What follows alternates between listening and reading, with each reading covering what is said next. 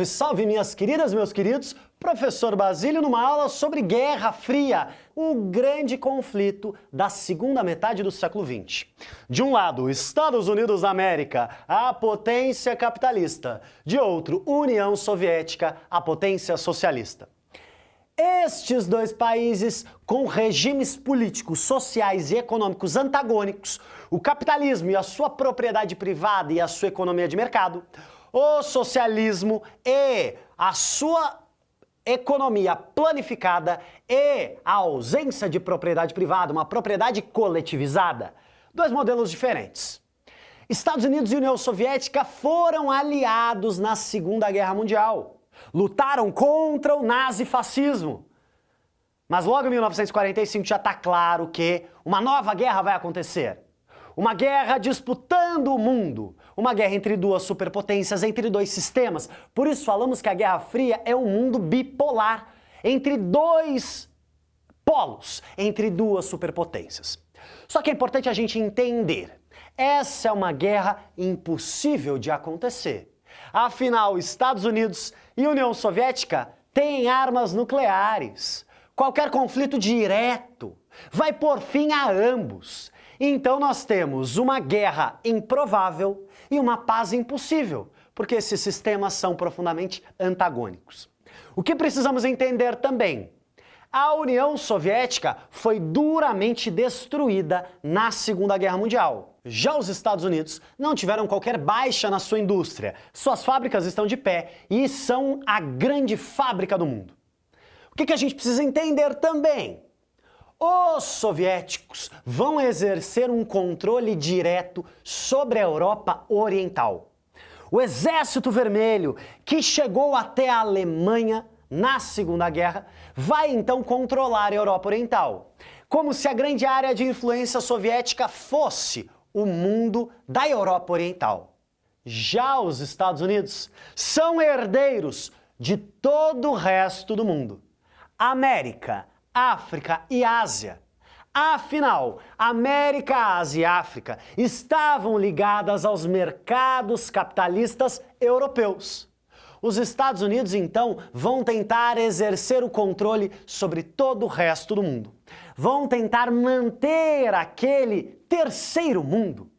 Ou seja, aqueles países que não eram nem capitalistas desenvolvidos, nem socialistas, mas eram os países pobres. Os Estados Unidos vão tentar exercer um controle sobre este terceiro mundo, sobre a América, Ásia e África. Mas o que teremos intensamente na Guerra Fria são movimentos anticoloniais. Os países africanos vão lutar pela independência. Os países asiáticos vão lutar pela independência. E olha que interessante, lutar pela independência é lutar contra o colonialismo, lutar contra aquela relação de dominação que a Europa tinha. Então, muitos desses movimentos anticolonialistas, eles vão tentar se afastar dos Estados Unidos. E alguns desses movimentos vão se aproximar do socialismo. Temos então duas superpotências que vão acabar influenciando os conflitos do restante do mundo, do chamado Terceiro Mundo. Quando nós falamos de Guerra Fria, nós falamos de um período que vai de 1947 até pelo menos 1991, quando a União Soviética chega ao fim. Existem três grandes fases e muita coisa acontece nessas décadas. Nós temos a Primeira Guerra Fria, um momento de tensão inicial, muitos conflitos. Temos a divisão da Alemanha, em Alemanha Oriental, próxima ao mundo soviético, e Alemanha Ocidental, próxima dos Estados Unidos. Nós vamos ter a Guerra da Coreia, divisão entre Coreia do Norte comunista, Coreia do Sul capitalista. Nós teremos a Revolução Chinesa. A China vai lutar contra aquele domínio europeu e vai se aproximar do socialismo. Nós temos a Revolução Cubana, em que Cuba vai lutar contra o domínio econômico dos Estados Unidos e vai acabar se aproximando do socialismo. Perceba que interessante, vários movimentos ao redor do mundo e que tentam ser influenciados pelas duas superpotências. A Revolução Cubana é muito interessante, por quê? Porque os soviéticos vão se aproximar então de Cuba e vão tentar instalar em Cuba mísseis nucleares. Esse é o momento mais tenso da Guerra Fria. É o momento que Estados Unidos e União Soviética quase partem para o conflito direto. Mas depois desta tensão, Estados Unidos e União Soviética dão uma respirada, dão uma trégua. É isso que chamamos de coexistência pacífica. Estados Unidos e União Soviética vão tentar coexistir. Olha só, eu não gosto de você, você não gosta de mim, mas a gente precisa viver em paz, não dá para promovermos uma guerra nuclear no mundo. Este período que vai da década de 60 até a década de 70 ele é muito interessante.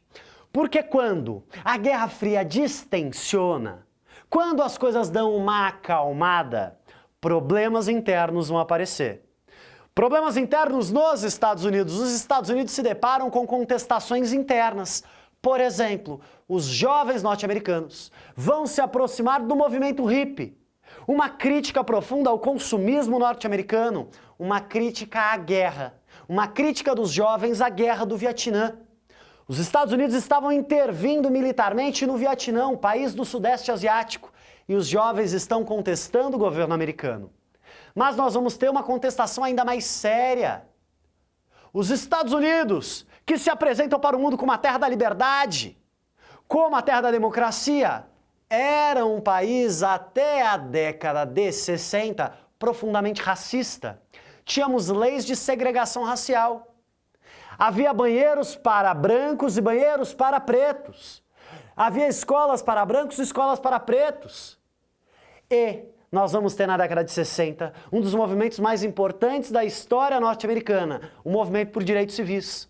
O pastor Martin Luther King defendendo um combate ao racismo pelo pacifismo.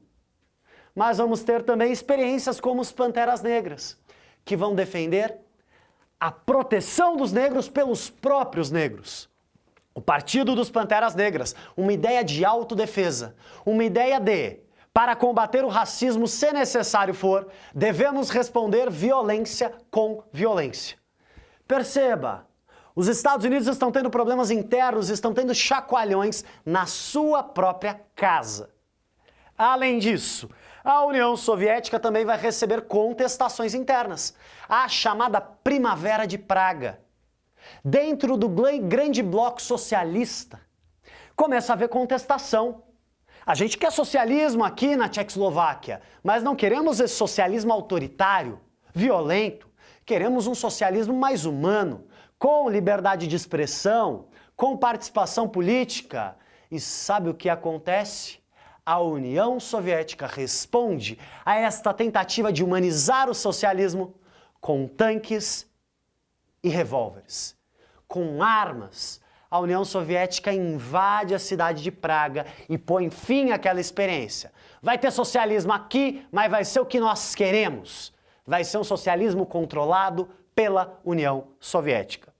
A década de 60, então, é marcada por muitas crises. Muitas crises no terceiro mundo. Os Estados Unidos, para tentar conter a expansão desses movimentos nacionalistas que se aproximam da União Soviética, os Estados Unidos vão promover golpes militares na América Latina, como, por exemplo, o Brasil, em 1964. Vai incentivar também golpes na África, em países que estão se formando. Perceba, é um grande jogo de xadrez, é uma grande guerra de posição. Os Estados Unidos querem manter a sua influência em vários países, assim como, de alguma forma, a União Soviética. Mas a Guerra Fria vai viver um período de acirramento, uma nova Guerra Fria. A nova Guerra Fria vai se dar na década de 80 e 90. Estados Unidos e União Soviética voltam a brigar. Os norte-americanos reformulam sua economia. Informática, novas tecnologias, robótica. E aumentam a sua produtividade. É o neoliberalismo chegando, uma nova forma de estruturar o capitalismo, valorizando o mercado, a livre iniciativa. A União Soviética tenta competir com os Estados Unidos. Tenta manter aquela concorrência, armas, tecnologia. Só que o regime socialista não dá conta de acompanhar o desenvolvimento tecnológico do capitalismo. A União Soviética começa a ficar cada vez mais obsoleta. Então, no final da década de 80, quando o governo soviético tenta promover algumas reformas, algumas aberturas, a União Soviética vai entrar em colapso. A Guerra Fria acaba sem nenhum tiro, sem nenhuma bomba diretamente entre Estados Unidos e União Soviética, mas problemas internos, políticos e econômicos desestruturam e põem fim à União Soviética. Grandes marcos desta crise são a queda do Muro de Berlim em 1989 e a dissolução, o fim, a fragmentação da União Soviética em 1991.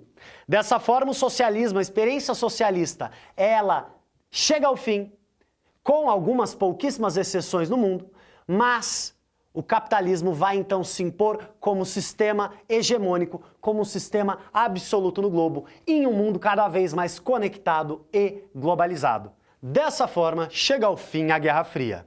É importante entender que, da Segunda Guerra Mundial até o fim da União Soviética, praticamente todos os conflitos no mundo têm ligação com a Guerra Fria, ou seja, esta disputa entre duas superpotências e dois sistemas sociais, políticos e econômicos divergentes. Agora, tira uma foto dessa lousa, olha que interessante, temos aqui a bandeira norte-americana e a bandeira soviética, esta Guerra Fria que chega ao fim na década de 90. Tire a foto, organize os seus estudos e um forte abraço.